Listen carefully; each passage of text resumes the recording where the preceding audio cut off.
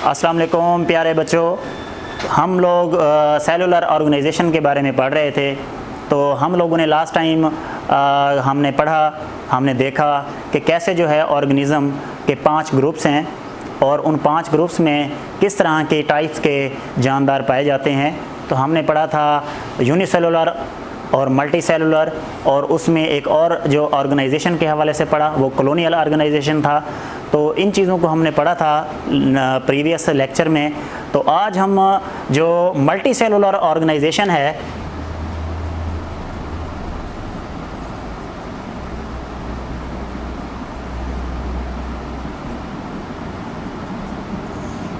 Multi cellular organisation जो है इसकी एग्जांपल्स के बारे में स्टडी करने लगे हैं।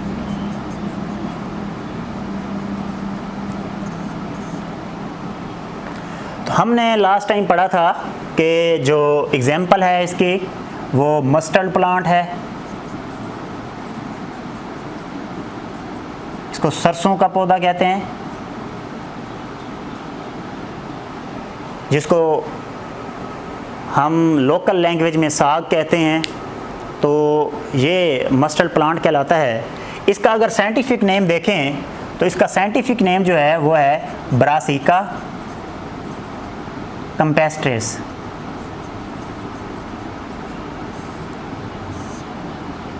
ब्रासिका कैम्पेस्ट्रिस इसका साइंटिफिक नेम है।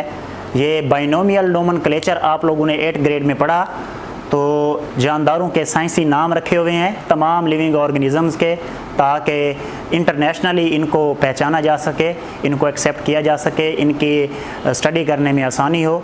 तो इसलिए जो है इसका जो है जो मस्टर्ड प्लांट है, सरसों का पौधा है, इसका जो साइंटिफिक नेम है वो है ब्रासिका कैम्पेस्ट्रिस। ये जो है विंटर में सो किया जाता है। इसको विंटर के अंदर स्टार्ट में ये सो किया जाता है। इसको ज़मीन में इसके बीज बोए जाते हैं और at the end of winter यानी सर्दियों के एंड के ऊपर इससे हमें जो है फ्रूट मिलता है, यानी इससे जो है वो बीज वगैरह हम हासिल करते हैं। तो विंटर के ही एंड के ऊपर ये मैच्योर हो जाता है। विंटर के एंड पे ये मैच्योर हो जाता है। इसका जो सीड होता है, मैच्योर होने के बाद हम इससे सीड लेते हैं, इससे हम बीज लेते हैं, और बीज जो है ये ऑयल निकालने के काम आता है।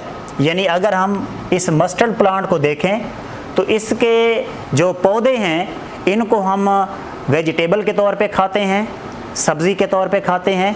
और इट मीन्स के अगर इसको देखा जाए तो दोनों इसके फ़ायदे हैं कि अगर हम इसको एज़ जो प्लांट की सूरत में होता है उसको खाएंगे तो हमारी खुराक की ज़रूरत पैदा जो है ना वो पूरी होगी। इसी तरह से अगर हम इसको मैच्योर होने देंगे और इसके जो हैं वो सीड जब हासिल कर लेंगे, उन सीड्स को हम जब लेंगे तो उससे हम ऑयल निकालेंगे, तो ऑयल से भी हमारी जो है वो खुराक की ज़रूरियात पूरी होती हैं। तो इसलिए जो है ये दोनों तरह से फ़ायदेमंद है। तो इसका जो प्लांट है इसको हम वेजिटेबल के तौर पे यूज़ करते हैं, और इसका जो सीड है वो हम ऑयल निकालते हैं, तो इसके दोनों फ़ायदे हैं। इसके अगर हम पौधे को देखें तो इसके पौधे के 2 हिस्से हैं। 2 हिस्सों में इनको डिवाइड करते हैं। एक होते हैं वेजिटेटिव ऑर्गन्स और दूसरे होते हैं रिप्रोडक्टिव ऑर्गन्स।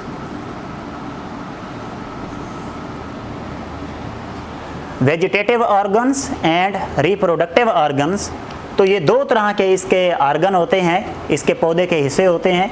इनको देखते हैं कि ये कौन से हिस्से हैं और क्या करते हैं। तो वेजिटेटिव ऑर्गन्स जो हैं ये इस मस्टर्ड प्लांट के ऐसे ऑर्गन्स हैं, ऐसे हिस्से हैं जो कि सेक्सुअल रिप्रोडक्शन में इन्वॉल्व नहीं होते हैं। यानी पौधे के वो हिस्से जिनका रिप्रोडक्शन के साथ कोई ताल्लुक़ नहीं होता, उनको हम वेजिटेटिव ऑर्गन्स कहते हैं। So that organs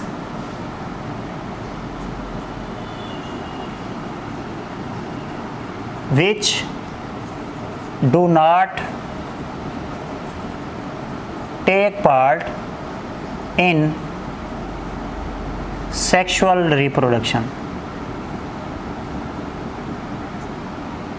are called vegetative organs। जैसे कि आप लोग खुद भी बता सकते हैं, इसमें स्टेम होता है, तना, इसका ताल्लुक सेक्सुअल रिप्रोडक्शन से नहीं होता। इसी तरह से जो है लीव्स होते हैं, इसी तरह से ब्रांचेज होती हैं, पौधे की ब्रांचेज हैं, पौधे के पत्ते हैं, पौधे का स्टेम है। ये सेक्सुअल रिप्रोडक्शन में इनका कोई ताल्लुक नहीं होता, इस वजह से इनको वेजिटेटिव ऑर्गन कहते हैं। यानी ये वेजिटेटिव यानी ये ग्रीन चीज़ें होती हैं मोस्टली, और ये खाने के लिए होती हैं, यानी सब्ज़ी के तौर पे भी हम इनको यूज़ करते हैं। उसके अलावा जो रिप्रोडक्टिव ऑर्गन्स होते हैं, इनका ताल्लुक इसके नाम से ज़ाहिर हो रहा है कि ये सेक्सुअल रिप्रोडक्शन में हेल्प करते हैं। So that organs which take part in sexual reproduction are called reproductive organs। जैसे कि इसमें जो है वो फ्लावर्स हैं, फ्लावर्स जो हैं ये रिप्रोडक्शन इन्हीं में ही रिप्रोडक्शन होती है। तो इसी के अंदर जो है वो बाज़ औक़ात सिंगल एक मेल पार्ट होता है, किसी दूसरे पौधे के अंदर फीमेल पार्ट होता है, बाज़ औक़ात एक ही फूल के अंदर जो है वो दोनों पार्ट्स होते हैं, मेल पार्ट भी और फीमेल पार्ट भी, उनमें सेक्सुअल रिप्रोडक्शन होती है। तो इस तरह से जो है इसी फ्लावर से फिर हम हासिल करते हैं सीड और फ्रूट। ये दोनों चीज़ें हम इसी फ्लावर से हासिल करते हैं। After reproduction, after sexual reproduction जो है फर्टिलाइजेशन के बाद इससे बीज और फल बनते हैं। तो इस तरह से जो है ये वेजिटेटिव ऑर्गन कहलाते हैं। तो इन दो हिस्सों में जो है एक सरसों के पौधे को डिवाइड किया हुआ है। तो ये वेजिटेटिव ऑर्गन्स और रिप्रोडक्टिव ऑर्गन्स जो हैं ये मस्टर्ड प्लांट के हिस्से हैं। इसी तरह से एक दूसरी हमने एग्जाम्पल पढ़ी थी लास्ट टाइम इसी मल्टी सेलुलर ऑर्गेनाइजेशन की, वो थी फ्रॉग की।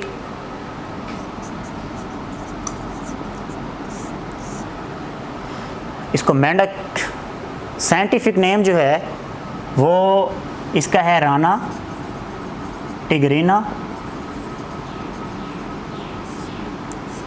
सो राना टिग्रीना इसका साइंटिफिक नेम है। ये भी एक मल्टी सेलुलर ऑर्गेनिज्म है, क्योंकि एनिमल है तो इसमें भी मल्टी सेलुलर ऑर्गेनाइजेशन होती है। इसको अगर हम देखें तो फ्रॉग जो है ये ऑर्गन सिस्टम से मिलकर बना हुआ है। कौन से ऑर्गन सिस्टम से? इसमें नर्वस सिस्टम भी होता है,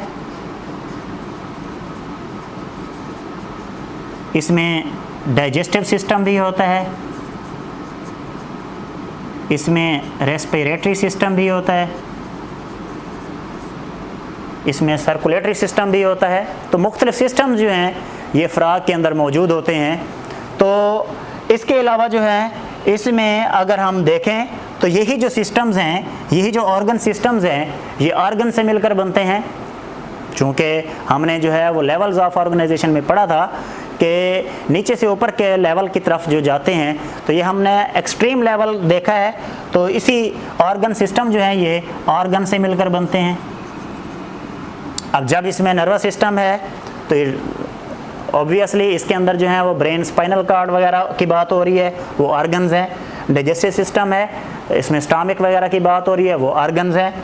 रेस्पिरेटरी सिस्टम, तो इसमें हार्ट वगैरह की बात हो रही है, जो है वो इसमें जो है ना ऑर्गन्स हैं। तो इस तरह से जो है ये ऑर्गन से मिलकर बना हुआ है।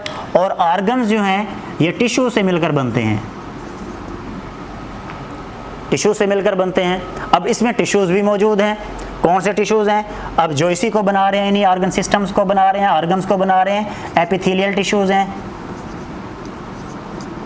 इसके अलावा ग्लैंडुलर टिश्यूज़ हैं, इसके अलावा नर्वस टिश्यूज़ हैं,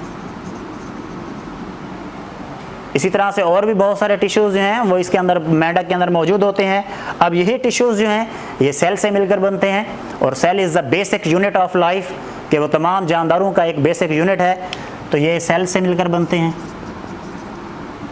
तो इस तरह से हम अगर देखें तो सेल्स से ये टिश्यू बनते हैं जो मेंढक के अंदर मौजूद हैं, और इन्हीं टिश्यू से ऑर्गन्स बन रहे हैं, और ऑर्गन से ऑर्गन सिस्टम बन रहे हैं, और ऑर्गन सिस्टम्स मिलके फ्रॉग को जो है वो बना रहे हैं। सो इस तरह से डिफरेंट जो हैं वो ऑर्गन सिस्टम्स मिलके एक ऑर्गेनिज्म बनता है।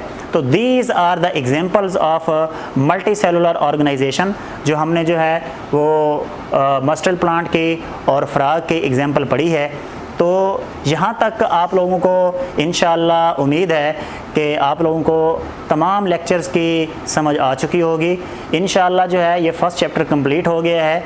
इंशाअल्लाह नेक्स्ट चैप्टर के साथ नेक्स्ट वीडियो में इंशाअल्लाह हाज़िर होंगे।